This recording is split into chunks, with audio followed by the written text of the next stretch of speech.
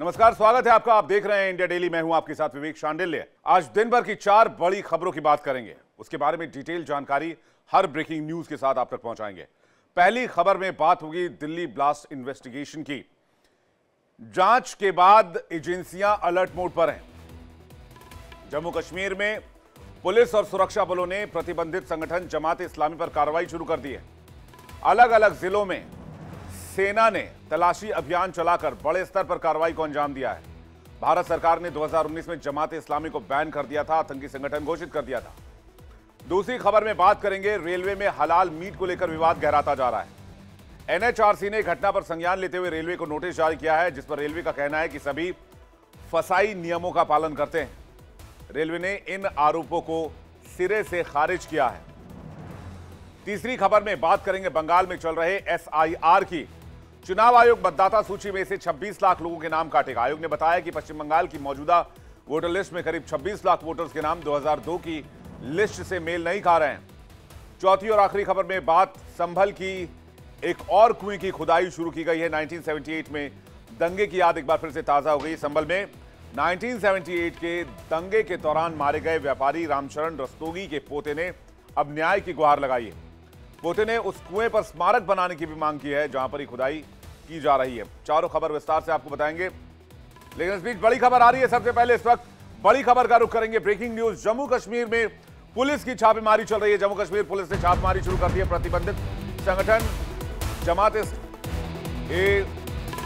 जो प्रतिबंधित संगठन है जेईएल, उससे जुड़े लोगों पर शोपियां, पुलवामा, श्रीनगर, बारामूला में छापेमारी हो रही है। छापेमारी में कई आपत्तिजनक दस्तावेज बरामद किए गए, कई इलेक्ट्रॉनिक डिवाइस भी जब्त किए गए। इस वक्त की बड़ी खबर आपको बता दें, दिल्ली ब्लास्ट केस में पूरे देश में आतंकियों के खिलाफ क्रैकडाउन जारी है और जमात-ए-इस्लामी को लेकर बड़ी जानकारी मिल रही है। जमात-ए-इस्लामी के ठिकानों पर इस वक्त जम्मू कश्मीर में बड़ी छापेमारी चल रही है। शोपियां, पुलवामा, श्रीनगर, बारामूला में छापेमारी हुई है। छापेमारी में कई आपत्तिजनक दस्तावेज बरामद किए गए हैं, कई इलेक्ट्रॉनिक्स डिवाइस भी जब्त किए गए हैं। दिल्ली ब्लास्ट के बाद जांच एजेंसियां अलर्ट मोड पर है। यूपी, जम्मू कश्मीर समेत कई राज्यों में लगातार छापेमारी चल रही है। आज जम्मू कश्मीर में पुलिस और सुरक्षा बलों ने एक बड़े ऑपरेशन को अंजाम दिया। पुलिस ने घाटी के कई जिलों में कोऑर्डिनेटेड रेड की, ताकि उन लोगों को निकाला जा सके, उन लोगों को चुन चुन कर पकड़ा जा सके जिन पर टेररिस्ट ग्रुप और बैन ऑर्गेनाइजेशन जमात-ए-इस्लामी से लिंक होने का शक है, जिन्होंने आतंकियों की मदद की है, जो OGWs के तौर पर काम करते हैं। शोपियां, पुलवामा, श्रीनगर, बारामूला, हंदवाड़ा, बड़गाम और कुलगाम में बड़े पैमाने पर सर्च ऑपरेशन चलाया जा रहा है, जिसका मकसद है OGWs के नेटवर्क का क्रैकडाउन, इस नेटवर्क को खत्म करना, टेररिस्ट को फाइनेंशियल और लॉजिस्टिक्स मदद देने में कथित तौर पर शामिल ओवरग्राउंड वर्कर्स की पहचान करना। जमात-ए-इस्लामी को केंद्र सरकार ने फरवरी 2019 में UAPA कानून के तहत बैन कर दिया था। इसके बावजूद संगठन के कुछ सदस्य और समर्थक अंडरग्राउंड तौर पर सक्रिय बताए जा रहे हैं। पुलिस का दावा है कि हाल के महीनों में आतंकी घटनाओं में ऐसे तत्वों की भूमिका संदिग्ध पाई गई है, जिसके बाद यह व्यापक अभियान शुरू किया गया है, जिसमें OGWs को ढूंढा जा रहा है, OGWs के नेटवर्क को खंगाला जा रहा है, वो जो स्लीपर सेल के तौर पर काम करते हैं। अब जमात-ए-इस्लामी संगठन को भी जान लीजिए। जमात-ए-इस्लामी भारत में प्रतिबंधित संगठन है। केंद्र सरकार ने 2019 में से बैन कर दिया था। UAPA के तहत केंद्र सरकार ने इसे बैन किया था। फरवरी 2024 में बैन को और 5 साल के लिए बढ़ा दिया गया। गृह मंत्रालय ने राष्ट्रीय सुरक्षा के लिए इसे खतरा बताया। बैन के बावजूद संगठन के कई सदस्य सक्रिय हैं, जिन्हें ढूंढा जा रहा है, जिन्हें इस वक्त खोजा जा रहा है। हमारे साथ रमन सैनी जुड़ रहे हैं जम्मू से लाइव, हमारे सहयोगी सीधे उनके पास चलेंगे।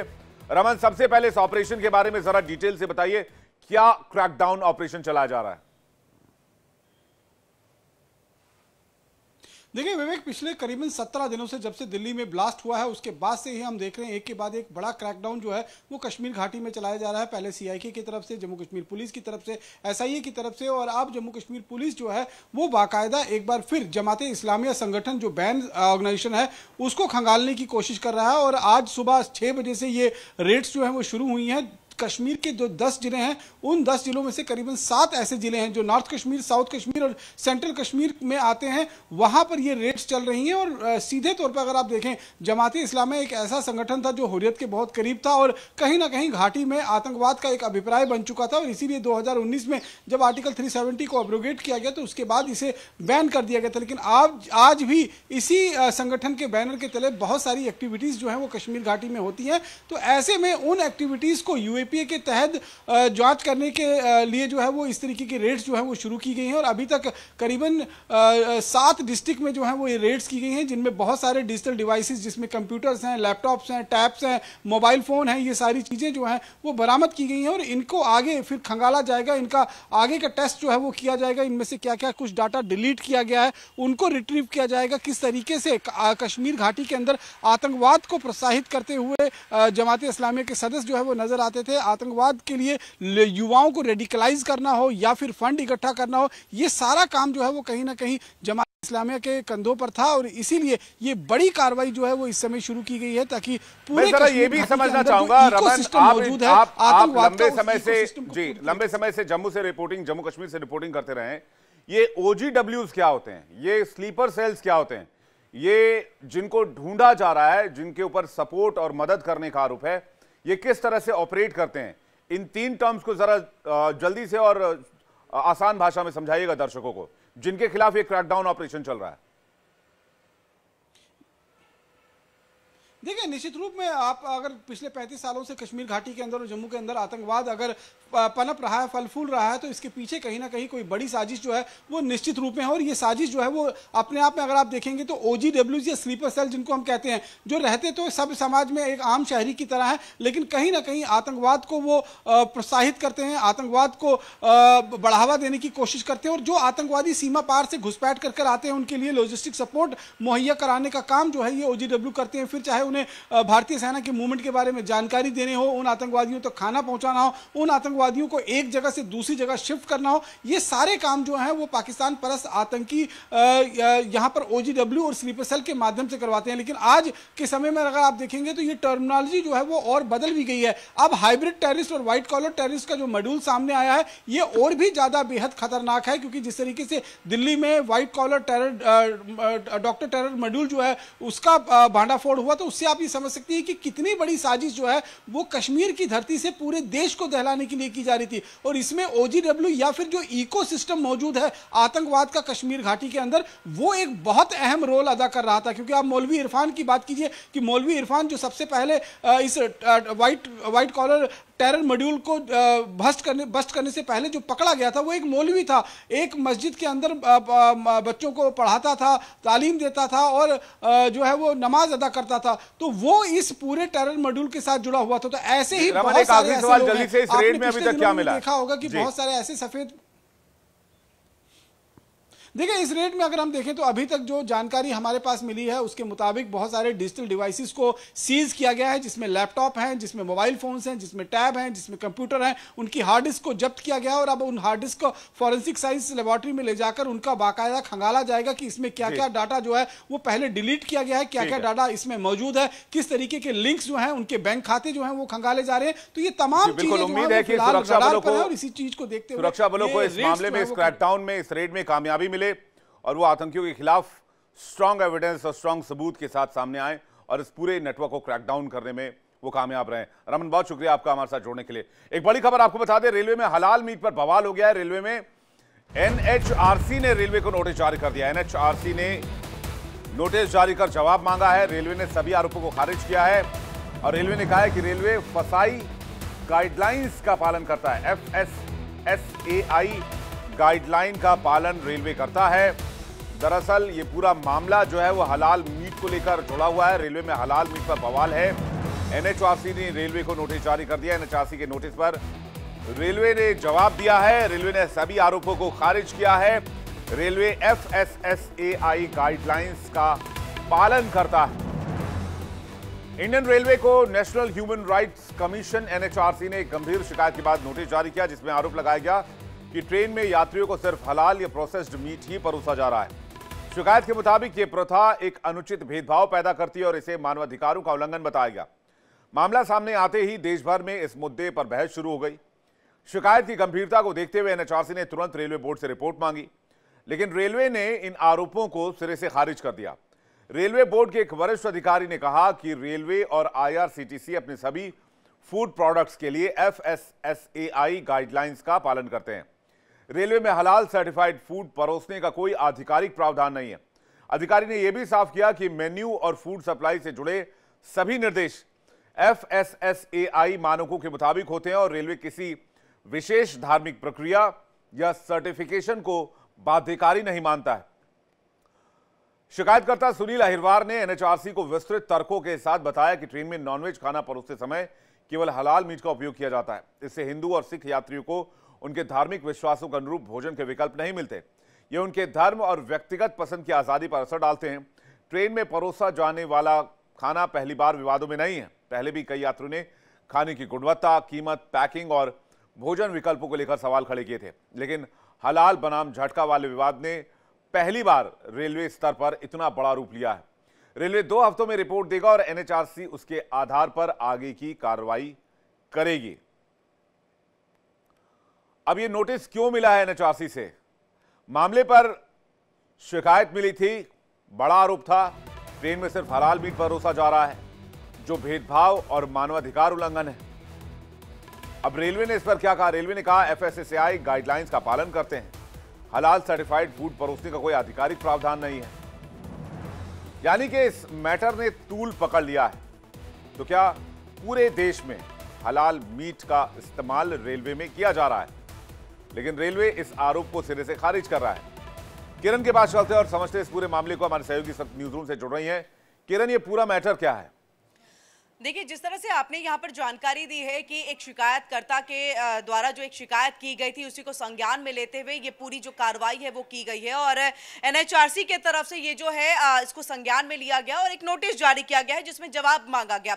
आपने भी बताया कि देखिए, रेलवे बोर्ड के जो अधिकारी हैं वो इस बात से इनकार कर रहे हैं। वो ये कह रहे हैं कि इस तरह के कोई सर्टिफिकेट की आवश्यकता पड़ती नहीं है, लेकिन ऐसा नहीं है, क्योंकि हमारे संविधान में इस बात को लेकर के एक अधिकार जो है वो दिया गया है, चाहे वो धार्मिक तौर पर स्वतंत्रता का अधिकार हो या फिर व्यवसाय का अधिकार हो या फिर समानता का अधिकार हो। और इन सबको देखते हुए जो है आप कहीं ना कहीं किसी के धर्म के साथ खिलवाड़ कर रहे हैं। अगर आप हलाला मीट यहां पर लेके आते हैं और वही जो है यहां पर परोसा भी जाता है और इसी को लेकर के ये पूरी शिकायत की गई है, क्योंकि एक धर्म है जो इस तरह से जो है परोसा हुआ जो मीट है जो हलाला के द्वारा किया जाता है उसको नहीं खाता है। अब ऐसे में देखिए, रेलवे की तरफ से, आईआरसीटीसी की तरफ से ये होना चाहिए था कि आपको जो है धार्मिक भावनाओं को भी जो है ध्यान में रखते हुए इन तमाम चीजों को आप एक सर्टिफिकेट और इसमें लेकर के आते। मुझे लगता है रेलवे इस पे जवाब दे चुका है, इन आरोपों को खारिज कर चुका है और जब एनएचआरसी के पास विस्तृत रिपोर्ट जाएगी तो मुझे लगता है इसमें काफी चीजें, काफी बातें साफ हो जाएंगी। फिलहाल किरण, बहुत बहुत धन्यवाद हमारे साथ जुड़ने के लिए और अपना कीमती वक्त देने के लिए।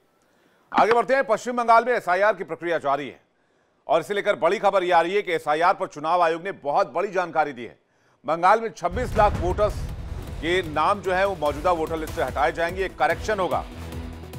इलेक्शन कमीशन ऑफ इंडिया का कहना है कि 2002 की वोटर लिस्ट से ये नाम मेल नहीं खा रहे हैं। पश्चिम बंगाल में चुनाव आयोग की ओर से वोटर लिस्ट का विशेष गहन पुनरीक्षण यानी कि एसआईआर अभियान जारी है।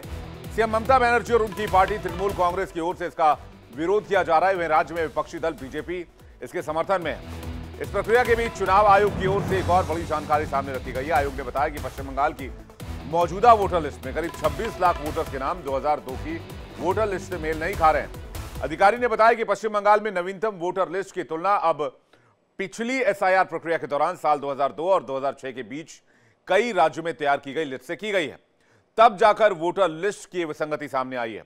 राज्य में अभी जारी एसआईआर प्रक्रिया के तहत आज दोपहर तक 6 करोड़ से ज्यादा गणना पत्र अपलोड कर दिए गए हैं, वेरिफिकेशन करा लिए गए हैं, लेकिन 26 लाख वोटर्स अब करेक्ट किए जाएंगे जो मौजूद नहीं है लेकिन वोटर लिस्ट में पाए गए हैं।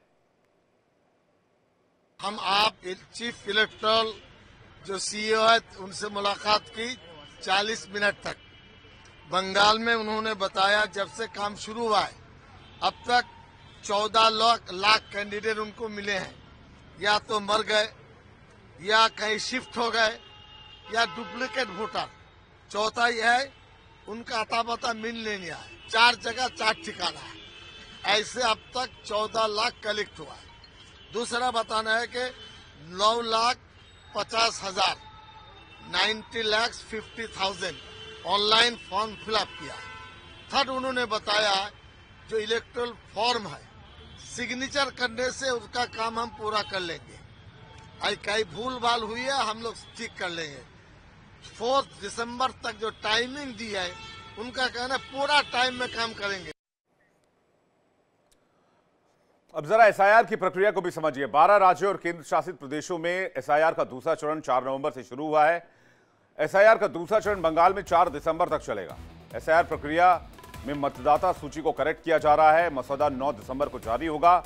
अंतिम मतदाता सूची 7 फरवरी को प्रकाशित कर दी जाएगी।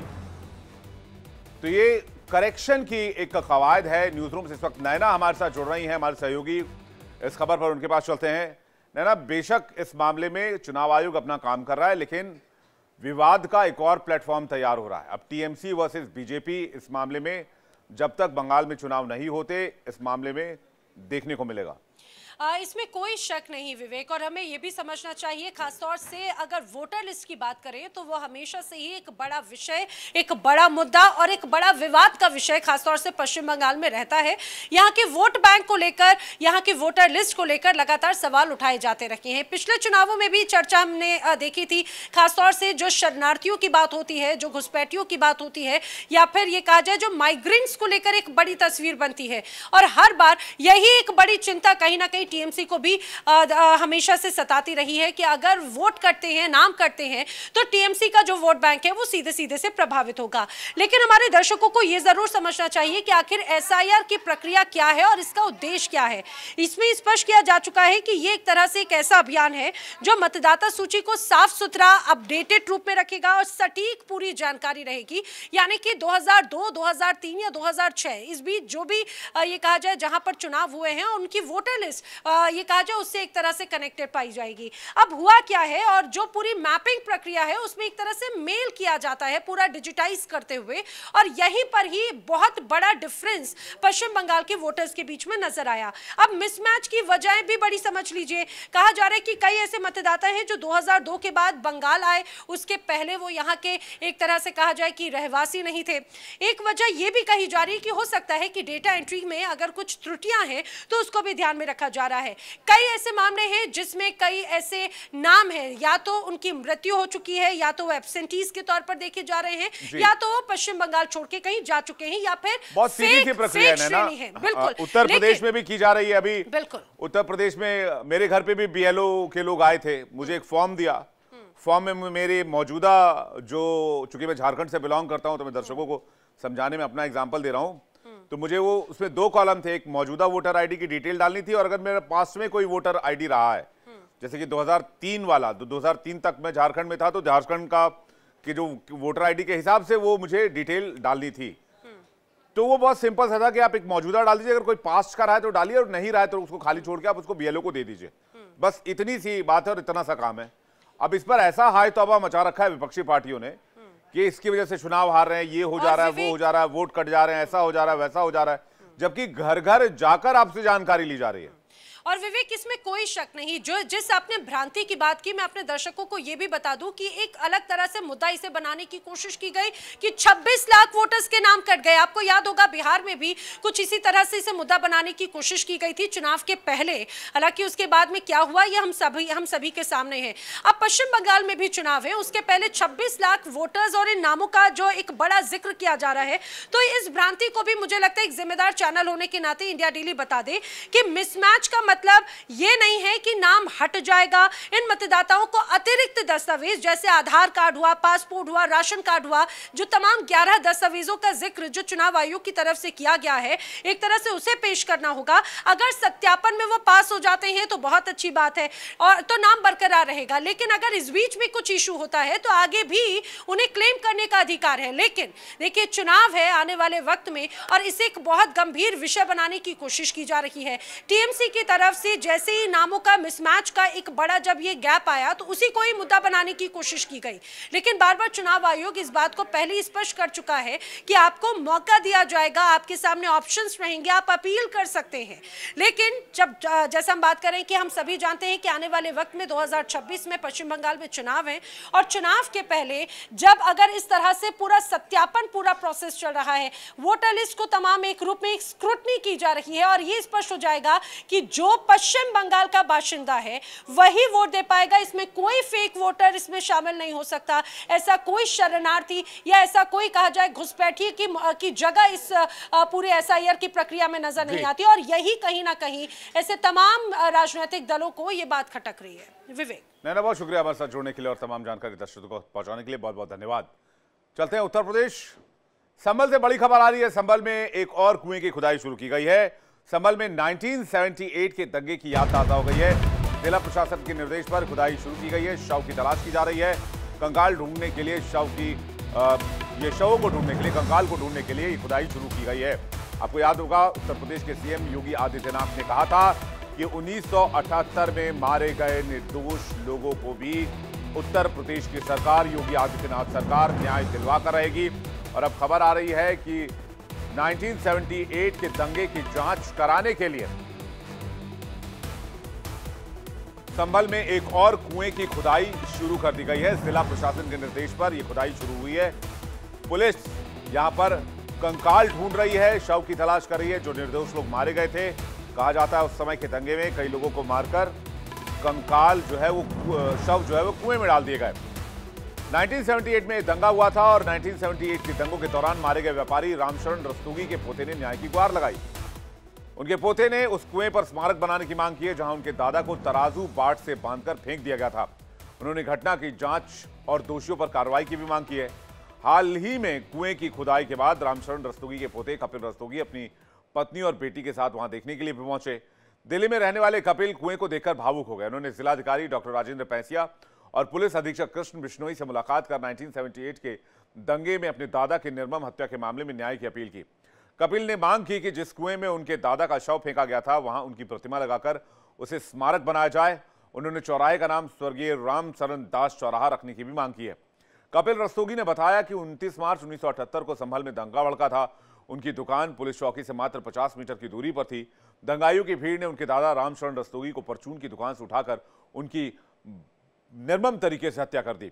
दुकान को लूटकर आग के हवाले कर दिया गया और शव को दुकान के सामने स्थित कुएं में, जो वजन तौलने वाला बाट होता है, उससे बांधकर डाल दिया गया। उन्होंने ये भी बताया कि 3 दिन बाद शव बरामद हुआ, जिस पर चाकू से गोदने और पैरों पर कुल्हाड़ी के गहरे घाव पाए गए थे। हमारे साथ गजराम सिंह यादव संभल से हमारे सहयोगी जुड़ रहे हैं, सीधे उनके पास चलते हैं। गजराम, ये जो कार्रवाई की जा रही है, ये जो खुदाई की जा रही है, इसके बारे में जरा डिटेल से दर्शकों को बताइएगा। कहाँ ये खुदाई हो रही है और अभी तक क्या क्या मिला है? बिल्कुल सर, बताना चाहूंगा, यह 1978 के दंगे की एक बार पुनः संभल में पुनरावृत्ति हो रही है, क्योंकि यहाँ पर जो वर्षगांठ थी अभी 24 नवंबर के लिए यहाँ पेट्रोलियम की जा रही थी, तो जिला अधिकारी राजेंद्र पेसिया और पुलिस अधीक्षक बिश्नोई भी रहेंगे, तो दोनों वहां से गुजर रहे थे। वहीं पर थे, उन्होंने कहा कि यहाँ पर एक कुआं है और कुआं में हमारे बुजुर्गों के लिए मार करके डाल दिया गया था, इसमें दबा दिया था। यहाँ पर कुआं है, उसके ऊपर चबूतरा बना हुआ है, उसके पास में एक मजार भी बनी हुई है, तो उसको संज्ञान में लेते हुए अब उसी के लिए आगे बढ़ा दिया गया है। जिलाधिकारी के लिए उस बात को सुनकर के जिलाधिकारी और नगर पालिका दोनों ही वहां पर पहुंचे थे और वहां पर मजिस्ट्रेट जो है सुधीर कुमार पहुंचने के बाद में नगर पालिका की टीम पहुंची और वहां पर पहुंचने के बाद में पूरी कार्रवाई करने लगे और उसकी खुदाई होने लगी कुएं की। तो आपको बता दें, उसी कुएं को लेकर के 1978 के दंगा एक बार पुनः जागृत हो रहा है। लोगों का पहले भी ये कहना था बीच बीच में कि ये कुआं चर्चा में रहा है, जहां पर आपको बता दें 1978 के दंगे से जुड़ी हुई यह पुरानी हत्याकांड का मामला एक बार फिर। जी, चलिए देखते हैं इस खुदाई में क्या निकलकर सामने आता है और इस पर सरकार क्या एक्शन लेती है। फिलहाल बहुत बहुत शुक्रिया आपका हमारे साथ जुड़ने के लिए और तमाम जानकारी दर्शकों तक पहुंचाने के लिए। आगे बढ़ते हैं। मध्य प्रदेश से बड़ी खबर आ रही है। एसआईआर के खिलाफ प्रदर्शन शुरू हो गया। युवा कांग्रेस ने एसआईआर के खिलाफ प्रदर्शन किया है। बड़ी संख्या में कांग्रेस कार्यकर्ताओं को, जो कांग्रेस कार्यकर्ता हैं, वो हिस्सा इसमें लेते नजर आए। मौके पर भारी पुलिस बल मौजूद है। मौके पर बड़ी संख्या में सिक्योरिटी डिप्लॉय की गई है। ये तस्वीर आप देखिए, एसआईआर को लेकर विरोध प्रदर्शन करते नजर आ रहे हैं कांग्रेस यूथ के कार्यकर्ता। युवा कांग्रेस ने एसआईआर के खिलाफ मोर्चा खोलने का फैसला किया और भोपाल मध्य प्रदेश की तस्वीर आप देख रहे हैं, जहां बड़ी संख्या में कांग्रेसी कार्यकर्ता जमा हुए थे, प्रदर्शन कर रहे थे, लेकिन वहां पर वाटर कैनन का इस्तेमाल भी किया गया है सरकार की तरफ से। तस्वीर आपको दिखा रहे हैं।